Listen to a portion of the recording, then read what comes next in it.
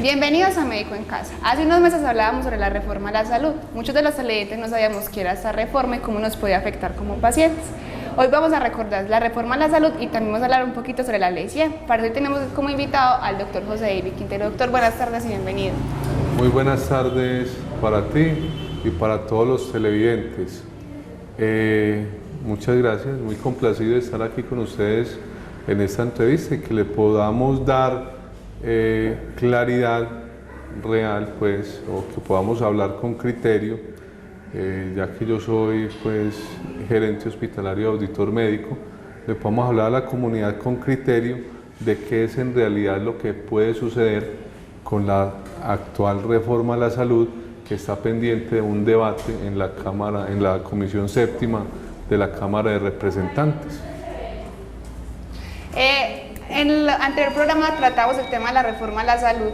Decíamos, bueno, la gente no sabemos qué es, no nos interesa como el tema, pero después nos vamos a afectar. ¿Qué le podemos recordar a la gente de qué es la reforma a la salud? Bueno, entonces habría que hacer de pronto, para esquematizar a las personas y ubicarlas, habría que hablar de qué era el antiguo modelo de salud que existía antes de la Ley 100. Era un modelo estatal que por problemas de corrupción básicamente pues desapareció, ¿cierto? Los problemas de corrupción eran con respecto al manejo de las actividades en salud, era con respecto al manejo de los salarios, que eran los seguros sociales. Y en esa época ese fue el motivo, supuestamente, para hacer que desapareciera ese modelo de atención en salud, donde el Estado era el garante de la atención, pero que realmente el problema que existía era el problema de corrupción, que es el mismo problema que existe en este momento después de la Ley 100, ¿cierto? La Ley 100 obviamente tuvo sus cosas buenas, generalmente pues como muchas de las leyes tuvo sus cosas buenas en aumentar la cobertura a las personas, o sea, que más cantidad de personas pudieran acceder a unos beneficios o actividades básicas en salud, pero con el detrimento de actividades especializadas para la atención en salud. ¿Me hago entender? Básicamente nos cubren a todos, pero con una salud de menos calidad. Eso fue lo que hicieron con colocar en el sector privado la salud y convertirla no en un derecho, sino en un negocio. Ahora, con la actual reforma a la salud, es una reforma que, con toda honestidad, los que me conocen y saben pues que he defendido a los pacientes, he defendido a mi gremio médico, básicamente lo que buscan es terminar de cerrar el negocio. Me explico, terminar de cerrar el negocio es que ellos, las EPS, tienen una utilidad o una ganancia bruta al año de 20 billones de pesos. Con esta actual reforma, si logra pasar, van a tener una ganancia de un porcentaje altísimo, un 50% más de utilidad. Nos referimos a 30 billones de pesos al año, ¿cierto? Vemos cómo las EPS ya tienen sus propios bancos, ¿cierto? Porque la intermediación les da tanto dinero, pero no por la intermediación legal que se estableció en la Ley 100, que era un 12%, sino por la negativa de exámenes, la negativa de actividades de especialistas, la negativa de cirugías, el carrusel de la muerte, que ya ahora ya se llama carrusel de las EPS, porque la misma EPS tiene varios prestadores y dentro del mismo prestador cogen la gente y la ponen a ir a varios sitios y le dicen, aquí no se puede atender, vaya a tal parte. En tal parte le dicen, no hay médico que la atienda, vaya a tal parte. Entonces el paciente se cansa, no consulta o paga particular. O en general, como la situación económica está tan tenaz, el paciente deja que avance su enfermedad y ya cuando llega a un servicio de salud ya está complicado. Entonces la reforma actual de la salud lo único que busca es beneficiar a las EPS. Eso no tiene otra forma de decirlo honestamente, pues, y como especialista administrativo que soy y como médico que estudió, fue para ayudar a la gente, no para hacer negocio. El que esté hablando ahora de que la reforma de la salud tiene beneficios para los pacientes, está mintiéndole a la gente. La actual reforma de la salud solo beneficia a las EPS, continuando con el modelo de intermediación financiera y logrando que las actividades que eran ya conseguidas por acciones de tutela se eliminen, porque al decir que hay una situación fiscal que no permite cubrir tal cirugía, con eso logran evadir la responsabilidad que tienen de proteger la salud, porque ellos quieren cerrar el círculo de tal manera que si a un paciente le envían o necesita una cirugía y la EPS o la salud mía, que piensan llamar que no es ni salud mía, ni tuya, ni de nadie, básicamente dicen que no hay sostenibilidad fiscal, básicamente el juez no tiene competencia ahí. Eso es lo que están tratando de plantear ellos. Lo otro que es gravísimo y que despertó también las alarmas en el cuerpo de especialistas es que van a colocar a los especialistas básicamente a que hagan una formación en los hospitales públicos, que eso es totalmente perverso, ¿cierto? Porque van a limitar la educación pública nuevamente y van a privatizar también ya la formación.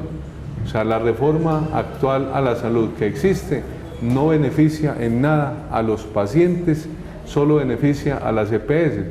Obviamente la salud necesita una reforma, pero no una reforma en estas condiciones. Una reforma que lo que garantice es que se hagan más actividades de promoción de la salud y prevención de la enfermedad. Yo te coloco un ejemplo. Un paciente que le da un infarto cardíaco, el infarto cardíaco, la atención vale más o menos 80 millones de pesos. Con 80 millones de pesos se puede atender todos los pacientes hipertensos de la ceja durante 6 meses, bien controladitos, haciendo esa parte de prevención. Ya no sería primaria, sino secundaria. Prevención secundaria porque ya eres hipertenso y estamos evitando que te dé el infarto.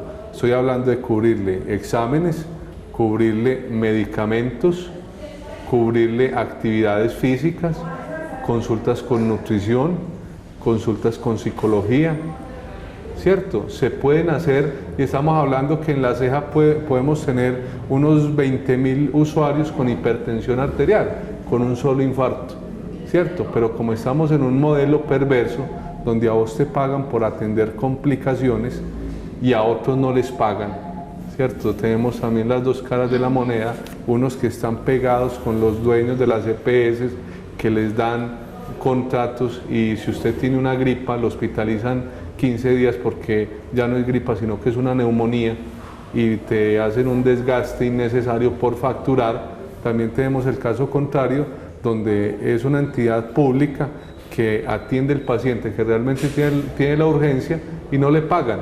Entonces estamos en un sistema perverso donde realmente la salud necesita una reforma, pero no esta reforma, no es esta la reforma que la salud necesita. Necesitamos una reforma donde los que manejen la salud sean personas que sepan de salud, no sean básicamente personas que tienen un puesto en una EPS por cuestiones o intereses políticos, ¿cierto? Que sean personas que manejen la salud en pro o en busca de que las comunidades se mantengan saludables y que los pacientes se mantengan con promoción de la salud y prevención de la enfermedad, se mantengan aliviaditos, no que busquen que al negar servicios se compliquen y no cubran sino lo que es complicado, lo que a mí me pagan, lo que a mí me sirve facturar y todo lo otro lo niego, ¿cierto? Entonces necesitamos una reforma donde el Estado nuevamente vuelva a coger la salud como derecho y no como negocio, donde el Estado nuevamente le vuelva a dar la importancia que se merece al médico general, donde se termine esa intermediación tan perversa, que eso es lo que está causando más muertes. Hablan las estadísticas de que ya lleva más muertes el sistema de salud actual que el mismo conflicto armado que ha enfrentado Colombia durante 50 años.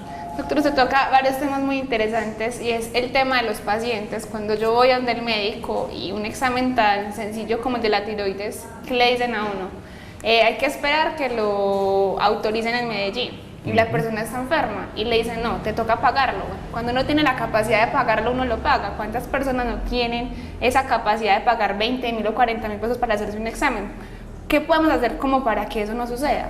A ver, esto es allá tan grave que ya los mismos jueces están, por así decirlo, envueltos en el mismo negocio. Ya los mismos jueces no autorizan tutelas. Ya le dicen a un paciente, la tutela se te demora 15 días el trámite, cuando un derecho fundamental, los que conocemos de leyes sabemos que te lo tienen que resolver en 24 horas, ¿cierto? Entonces, al ver esta situación, la única opción que le queda al paciente es, si tiene la posibilidad económica de pagar el examen, hacérselo. Pero con esta crisis tan espantosa de que salarios están por el suelo, la gente no tiene dinero, ¿cierto? Tiene que esperar a que le autoricen ese examen, con detrimento de otros órganos, como tú dices, el que va enfermo de la tiroides está enfermo de la tiroides, pero si no se le hace una solución rápida, se va a enfermar del corazón, del intestino, del hígado, de la piel, porque la tiroides controla todo, ¿cierto? Problemas depresivos asociados a eso, y solamente por un examen que vale, en el POS es un examen que básicamente se factura por 16, 17 mil pesos, ¿cierto? Pero ponen 1000 complicaciones, 1000 trámites para evitar autorizarlo, porque es muy alta la frecuencia de personas con síntomas de hipotiroidismo, personas que necesitan descartarles un hipotiroidismo porque están deprimidas, porque tienen la piel seca, porque se les está cayendo el cabello, porque tienen obesidad. Entonces es un examen que es de mucha necesidad, que si se utilizara bien daría mucha más rentabilidad que esperar que esa persona que sufre de la tiroides se complique y termine con una diabetes, con una hipertensión, por falta de un examen a tiempo, de un diagnóstico a tiempo. Y es lo que estamos planteando básicamente con una reforma de la salud que sí beneficie a los pacientes, que beneficie a la parte médica, que beneficie a la parte asistencial, y no simplemente una reforma a la salud que beneficie a los intermediarios, que son unos cuantos, todos los conocemos, y son en general en la población colombiana, podríamos hablar que son el 1%, yo creo que no alcanzan a ser el 1%, pero todos sabemos pues quiénes son.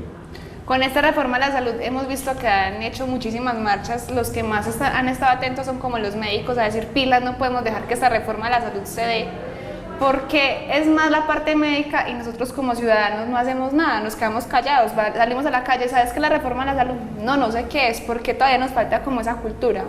Bueno, indudablemente los medios de comunicación, yo admiro los medios de comunicación que son serios, porque tener la responsabilidad social tiene un precio, ¿cierto? Un precio económico, un precio político, pero yo pienso que el cariño de la gente te recompensa eso, ¿cierto? En medios de comunicación como Caracol y RCN hemos visto, y el canal pues del gobierno, que pasan publicidad que engaña a la gente, donde le dicen que con la reforma a la salud van a haber más beneficios para las personas, pero es totalmente contrario a la realidad, ¿cierto? Una reforma a la salud que todavía no se ha terminado de tramitar y el gobierno ya está pasando publicidad a favor de esa reforma a la salud, o sea, eso es engañoso desde todo punto de vista. Si no se ha terminado de tramitar, no debes de estar haciendo publicidad acerca de eso.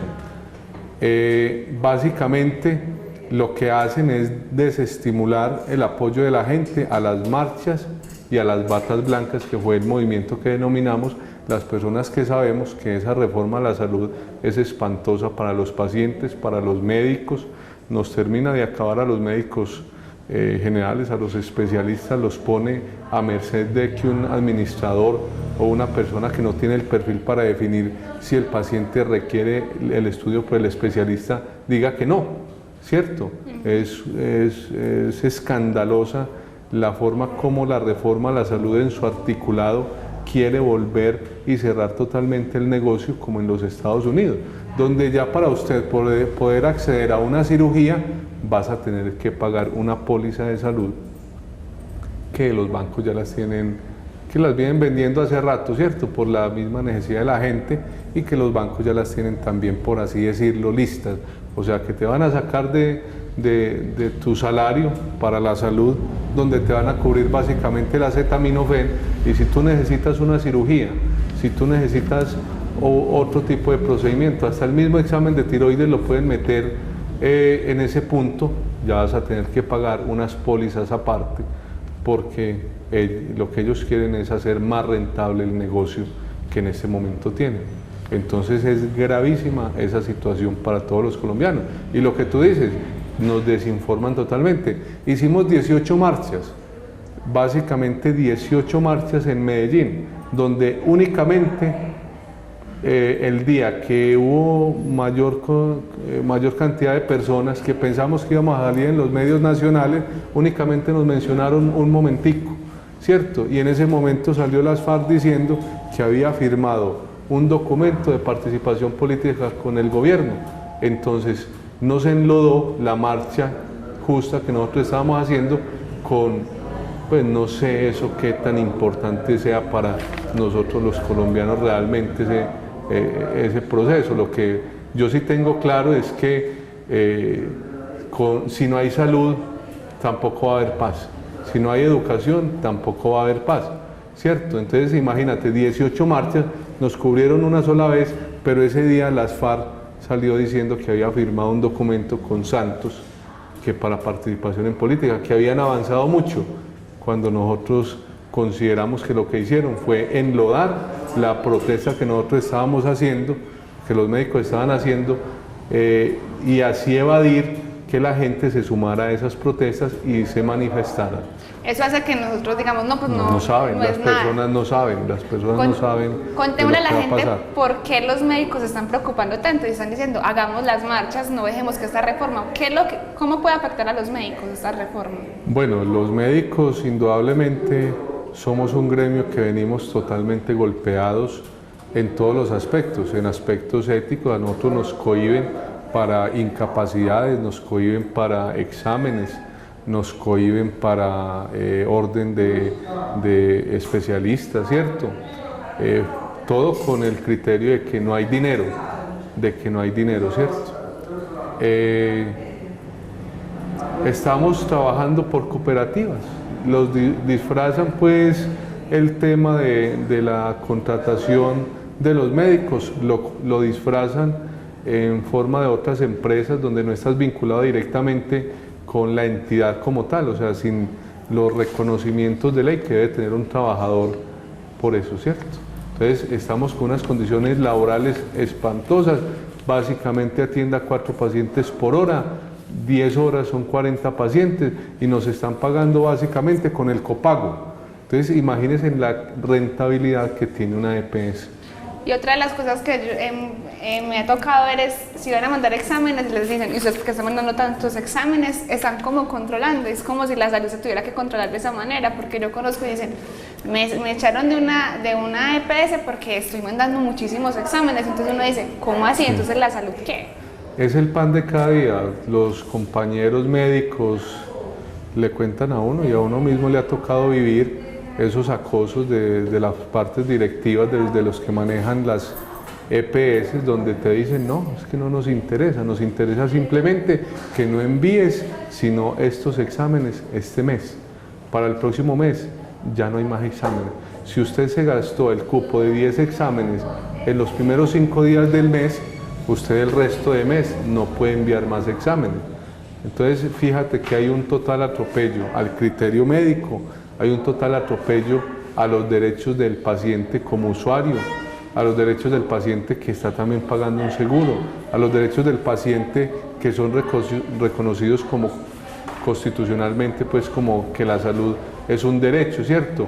Entonces es un atropello sistemático. Básicamente yo lo comparo a lo que sucede muchas veces en las mismas floristerías, donde hay un exceso y un abuso contra la gente.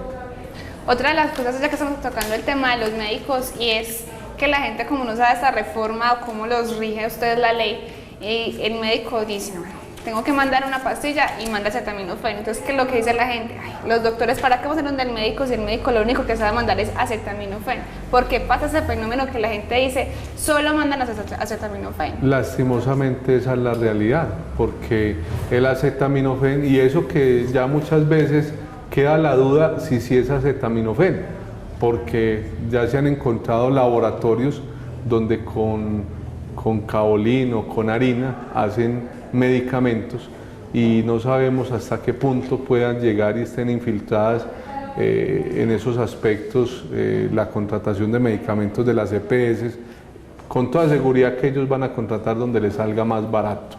A ellos no les interesa la calidad de salud de los pacientes, no les interesa la calidad de trabajo de los médicos, solo les interesa producir dinero. Entonces no se te haga raro que al médico le toca mandar acetaminofén porque es lo único que le dejan enviar, ¿cierto?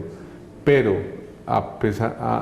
agravando el problema, ese acetaminofén ya queda la duda, porque en la página del INVIMA, yo invito a los televidentes a que pueden buscar en la página del INVIMA, hay publicaciones que dicen claramente que aquí en Colombia un gran porcentaje de medicamentos son adulterados. Ellos que son los que tienen que controlar, y ellos admiten que hay ese tipo de problemas grandes. O sea, estamos en un sistema donde no importa a usted qué le están dando, lo importante es facturar. Y como tú dices, el médico se ve en la disyuntiva, o pierdo el empleo o mando acetaminofén, o pierdo el empleo o mando acetaminofén. De pronto manda el examen, pero llega donde la parte administrativa que no tiene idea de la parte de salud y le bloquean el examen. Entonces se perjudica el paciente, se perjudica el médico, se perjudica toda la sociedad, que si, como te digo, no hay salud, no hay educación, ¿cierto?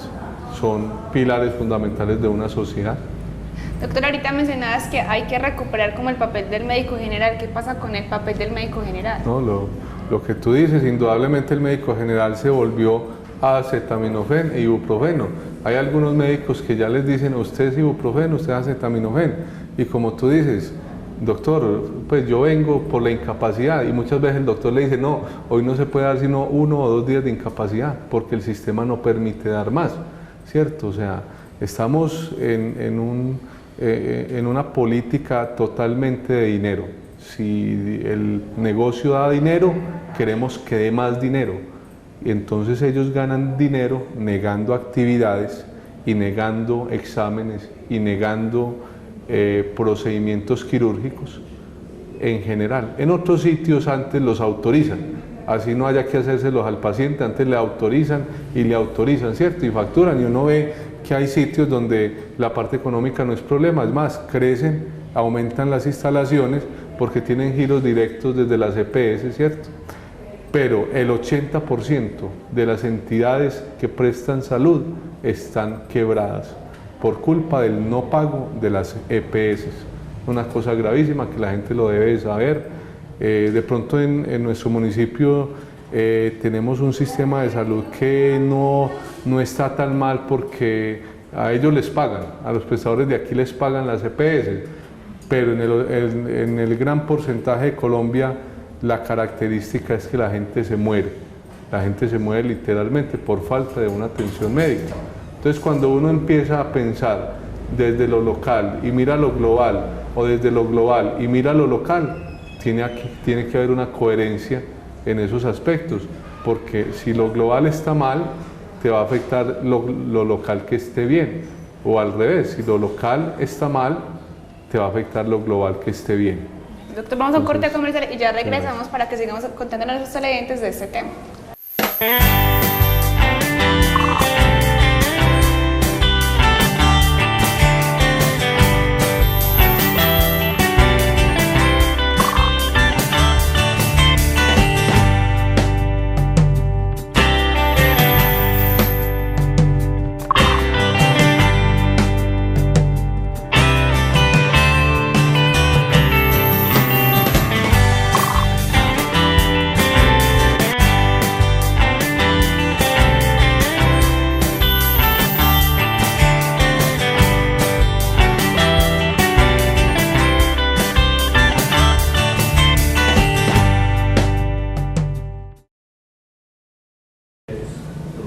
Regresamos a Médico en Casa. Doctor, estamos hablando sobre la reforma a la salud.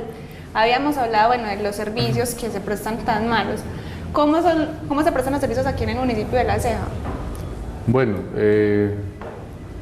pues una mirada muy personal, ¿cierto? Las personas que me conocen, lo que uno logra ver, pero que yo creo que está ya de conocimiento público, es las filas excesivas en los centros asistenciales, la negación sistemática de exámenes, la falta de especialistas, la falta de oportunidad con especialistas, que una cita con un especialista la pueden colocar en algunas instituciones a 20 días, cuando legalmente pues no debería pasar de 7 días, ¿cierto? En cualquier ciudad del mundo que se respete, o país del mundo que se respete la salud, la cita con el especialista no pasa más de 7 días. Y tenemos sitios o instituciones que pueden estar hablando hasta de dos meses. 2 meses, escúchenme bien, 2 meses para una cita con un especialista. Eso es una situación gravísima, pues gravísima, porque el médico general entonces no puede mandar sino acetaminofén. Cuando el paciente va donde el especialista, tiene que hacer una cantidad de filas, una cantidad de trámites para que le den la cita dentro de 2 meses, ¿cierto? Y como te digo, ya entonces el paciente dice, a ver, la tutela se demora 10 días, tengo que conseguir un abogado que me la haga, tengo que hacer esto, lo uno y lo otro. El paciente tiene que someterse a los 2 meses o buscar pagar una medicina prepagada, que en este momento es lo más similar a una póliza de un banco, pues básicamente, ¿cierto? Entonces aquí vemos exceso de personas solicitando servicios en los centros asistenciales que han copado su capacidad con tal de facturar. Vemos una clínica Sommer, una clínica San Juan de Dios, que está repleta de pacientes facturando. Y vemos sitios donde casi no hay pacientes, un hospital local donde casi no hay pacientes, porque a unos les pagan, a otros no les pagan, porque unos quieren aglomerar el dinero y otros no tienen la posibilidad de coger un contrato o llevar ese dinero o lograr prestar esas actividades, porque las prestan con calidad. Es algo muy similar a lo que sucede en la zona de Sonsón, en la zona Páramo, Sonsón, Nariño, Argelia, Abejorral y la del mismo municipio de La Unión. Estamos hablando de una población ya más o menos de 400.000 habitantes que ya requieren un segundo nivel, pero por intereses de la clínica San Juan de Dios y de la clínica Sommer no se ha permitido un segundo nivel, sea en Sonsón o sea en La Unión, lo que beneficiaría a todo el mundo, porque al descongestionar Sommer y Clínica San Juan de Dios, los ejeños o las personas que quieran disponer de los servicios de esa institución van a poder tener una mejor calidad de atención. Pero cuando están aglutinados ahí todos los pacientes de Sonsón, Nariño, Argelia, Abejorral, El Carmen, la misma Ceja, Río Negro, ¿cierto? Estamos teniendo una cantidad de pacientes mal atendidos, todo por beneficiar a unas instituciones y por perjudicar a otras instituciones. Un hospital de Sonsón con una capacidad instalada buena, pero que no tiene especialistas, donde una cirugía simple como una cesárea se podría prestar, una cirugía, una apendicitis se podría hacer si hubiera un cirujano a las 24 horas y servicio de quirófano, pero no hay ni la voluntad política ni el deseo de hacer facturación en esa zona, ni el deseo de colaborarle a la gente para que no tenga que desplazarse hasta La Ceja o Río Negro. Hay más bien un interés de estas instituciones de que la gente se desplace para generar más ganancias para ellos, porque así ellos lo facturan todo. O le dicen a una EPS tal, no, a nosotros no nos importa que el paciente venga por aquí, aguante hambre, tenga que pagar pasajes con tal de nosotros facturarle en La Ceja o en Río Negro esa atención. Entonces la EPS, ¿qué va a decir? Ah, no, usted me contrata más barato, yo contrato con usted, a mí tampoco me importa el paciente, no me importa que las regiones se atrasen, como hay muchas regiones en toda Colombia donde los servicios son precarios totalmente y teniendo la capacidad instalada pero no contratan con ellos, y muchas regiones donde hay un exceso de pacientes, pero tienen que ser atendidos ahí, porque ellos en sus contratos amañados así lo solicitan. Entonces estamos viendo otro modelo de corrupción espantoso, donde a vos como paciente, a vos como médico, como especialista, te someten a una cantidad de situaciones administrativas que tú no entiendes y te toca ejercer una medicina para la cual no estudiaste. Pues yo personalmente estudié en una universidad reconocida como es la Universidad de Antioquia, y la medicina que me enseñaron no es la que se practica en este momento. Otra de las cosas que usted decía, bueno, se demoran 2 meses en una cita, muchas veces ni son 2 meses, dicen, ay, no hay agenda, hay que esperar y esperar, y son un montón de cosas, y le toca a uno ver gente en la clínica o acá, y dicen, no, yo vine desde Sonsón y desde Argelia y solo tenía el pasaje, y ¿por qué no se preocupan como por esa población que no tiene ni siquiera para comerse un almuerzo o algo? Porque como que siempre pensando solamente como en beneficiarse de ellos y qué importa qué pasa con la gente. Como tú lo dices, María Paula, es básicamente una política del dinero donde no nos interesa el ser humano como ser humano, pues como persona, donde básicamente la sociedad se ha destinado y el sistema de salud está destinado a producir dinero a costa de lo que sea, a costa de hacer desplazamientos innecesarios, a costa de relegar zonas geográficas a no tener una adecuada prestación de salud con tal de beneficiar a otras zonas que son los que sí tienen los contratos con las EPS, que como te digo ya sabemos cuáles son las instituciones, cuáles son las EPS y sabemos quiénes son los dueños también de esas instituciones que están muy vinculados pues como también con esa parte política o administrativa, por así decirlo.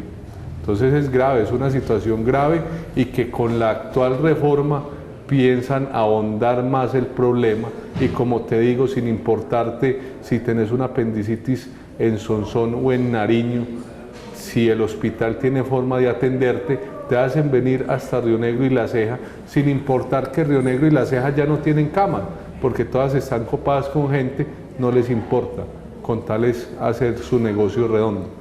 Doctor, ¿qué otros temas de la reforma de la salud no sabemos nosotros los televidentes que nos pueda contar así puntualmente?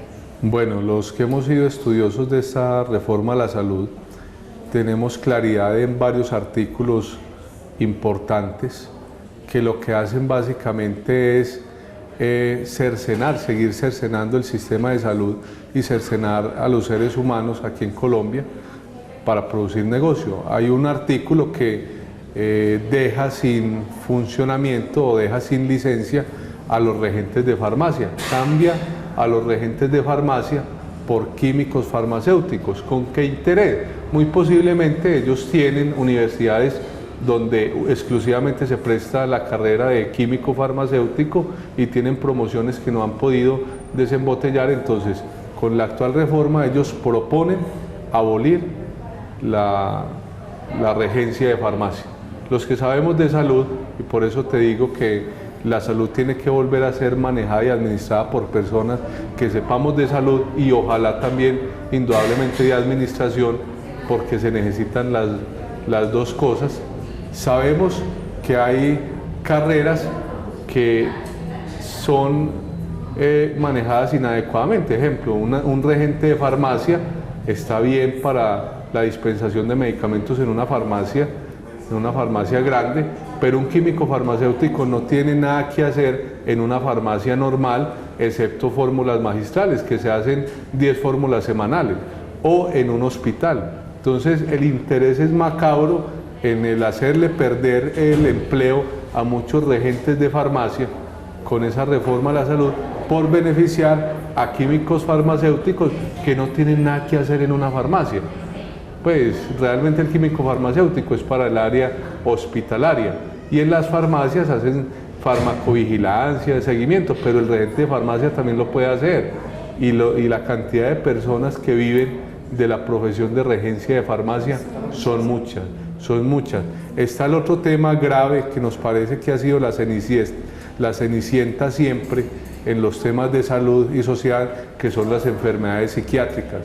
Las enfermedades psiquiátricas pueden implicar todos los problemas sociales que tú quieras, drogadicción, alcoholismo, violencia, violencia intrafamiliar, abandono, son enfermedades que están como cenicientas, donde no hay políticas de salud pública que permita que las enfermedades psiquiátricas sean adecuadamente tratadas. La reforma a la salud en ningún momento, como lo hizo la Ley 100, le puso atención a la parte de salud mental. En la Ley 100 a los psicólogos los dejaron por fuera. En ningún momento hablaron de que la psicología fuera importante, cuando la psicología es muy importante para una sociedad que quiere mejorar todos los días, ¿cierto?, la parte de conflictos. En la actual reforma tampoco colocan la psicología por ninguna parte, así que no nos vengan a decir a todos los colombianos y a los ejeños pues en esta misión aquí en el canal de la CEA que con la reforma nos van a beneficiar a los pacientes y a los médicos. Con la reforma perjudican a una gran cantidad de sectores de la economía que somos médicos, especialistas, personal asistencial, el tema que te comento de los regentes de farmacia. Es que para hablar de la reforma hay que leerla y hay que saber el articulado y saber de leyes. El estudio que yo tengo me permite decirles con claridad que los regentes de farmacia quedan por fuera. Si se aprueba la reforma, esta reforma macabra de la salud, quedan por fuera los regentes de farmacia del sistema de salud, cosa que es totalmente anómala, porque un regente de farmacia lo que hace, lo hace bien y es el recurso puesto a la necesidad que se requiere. Lo que no va a ser un químico farmacéutico, ¿cierto? El químico es ya demasiado estudio para una farmacia, el químico es para la zona hospitalaria.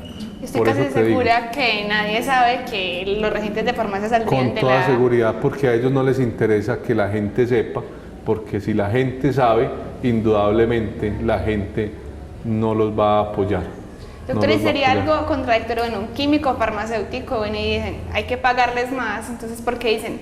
Hay veces no contratan a la gente porque no hay recursos, entonces, ¿cómo contratar a un químico farmacéutico que va a ganar más que un regente de farmacia, por así decirlo? María Paula, es lo mismo, o sea, el problema tanto en el sistema pasado como en este sistema de la Ley 100, como lo ahondaría esa reforma a la salud, sigue siendo el mismo problema de corrupción, de personas que le dicen a la gente una cosa, pero la realidad es otra. Enmascaran sus intereses personales de llenarse de dinero y de poder con unas palabras bonitas, con unos engaños que lo que hacen es desinformar a las personas. Como tú dices, dicen que no hay dinero, pero no hay dinero para unas instituciones, para otras sí hay dinero, ¿cierto? Según estén en su ranking de amigos. Dicen que no hay dinero para unos pacientes, dicen que sí hay dinero para otros. Ejemplo, coloquemos el ejemplo del señor Santos.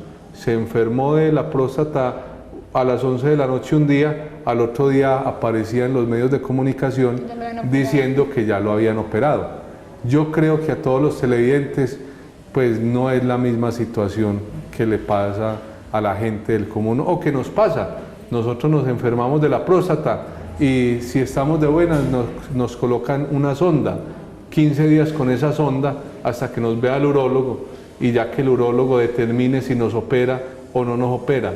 Y después de que el urólogo determine si nos opera, esperar la autorización, o sea, podemos estar hablando de la autorización de la EPS, si va a desembolsarnos el dinero o no para la cirugía y dónde nos va a operar también. Por lo que te digo, ellos buscan donde les presten el servicio más barato, de más mala calidad, no les importa si quedas mal operado de la próstata, si quedas con impotencia sexual, lo importante es retrasarte el servicio, prestártelo tarde, ganar dinero y esperar que de pronto vos te infectes esa próstata, se infecten los riñones, el paciente se muera y a lo último no haya que pagarle la cirugía de la próstata al paciente. El que sale operado se demora 2 meses y medio, pero el señor Santos sale un día con la enfermedad, el otro día sale diciendo que lo operaron y que el sistema de salud está muy bien y que no pasa nada. El sistema de salud estaría bien para poquitas personas. El ejemplo que también le ponemos ahorita fuera del aire es, empiezo con una gripa, una simple gripa, voy donde el médico y se me va a convertir en un cáncer de pulmón para que me pueda dar un especialista, es lo que pasa con la reforma a la salud. María Paula, como te digo, la reforma actual a la salud que están patrocinando y que engañosamente le dicen a la gente que nos beneficia, nos afecta a todos porque todos somos pacientes. Nos afecta desde el punto de vista económico porque nos ponen a pagar dos seguros, por así decirlo, ¿cierto? Uno para el acetaminofén y el otro pues para las cirugías que necesites, básicamente.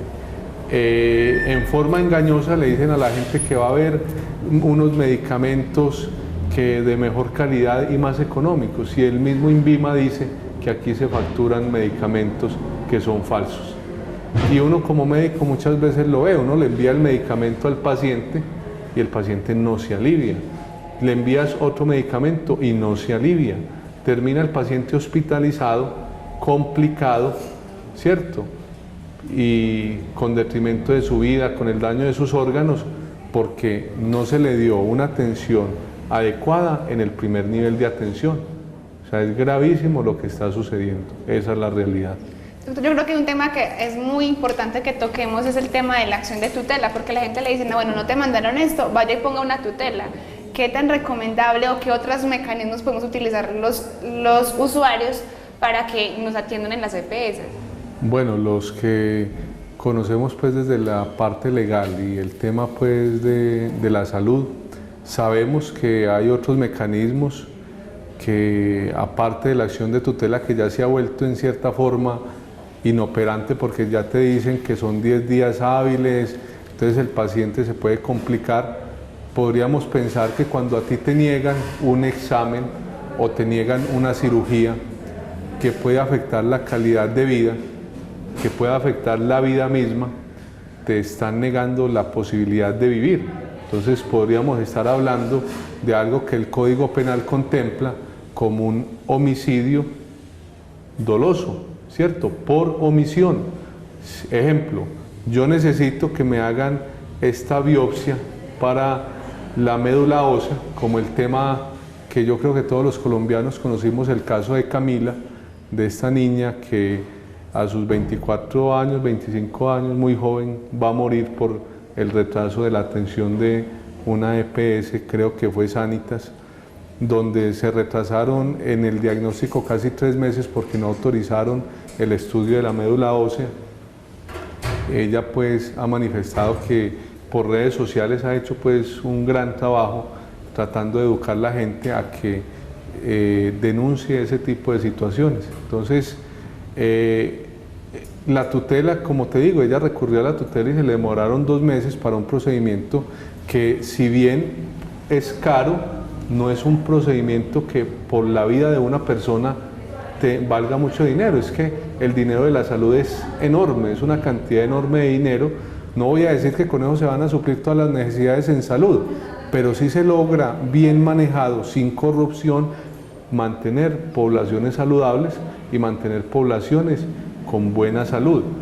¿Qué sucedió con esta niña? Se fue por la acción de tutela, se demoraron 2 meses más o menos para autorizar el examen diagnóstico. Cuando ya le llegó el examen diagnóstico, se había perdido un periodo muy importante para intervenir ese cáncer de médula, esa leucemia, y ya a la niña no le quedó más opción, ni siquiera trasplante de médula ósea, sino una terapia de esas que llaman en salud, una terapia, por así decirlo, alternativa, que simplemente se está tratando de demostrar en algunos pacientes si sirve o no sirve en el exterior. Entonces, creo que el ministro de Salud salió vanagloriándose pues de que le había colaborado a esta niña, pero realmente la colaboración ya fue ninguna porque ya se perdió el periodo donde se podía diagnosticar a tiempo, hacer el tratamiento adecuado a tiempo, y esta niña ya está condenada a la muerte. Esta niña, ella dice claramente en sus páginas en el Facebook